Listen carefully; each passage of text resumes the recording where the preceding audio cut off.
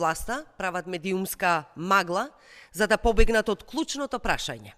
Мицкоски лицитира по медиумите 25 тони, 40 тони, сега најавува 100 тони. Дали сите фирми се нелегални? Тоа ли го порачува Мицкоски? Ако е така, зошто не била навреме направена контрола, зошто власта дозволила нелегално да се произведува и да се складира? Не се кажува дали државата ги субвенционирала. Зошто е направен подзаконски акт кој е во колизија со законот и со самото тоа овој процес е незаконски? Дали на Заев и Филипче целта им била продавање на канабис на црниот пазар?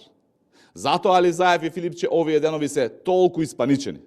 Затоа ли Заев излезе да го брани неодбранливото, додека во тоа време Филипче се упати кон Грција да се види со него? И дали Заев и Филипче стојат позади промената на правилникот? Сите сомнежи и индиции за криминалот со дрогата водат кон Заев и Филипче.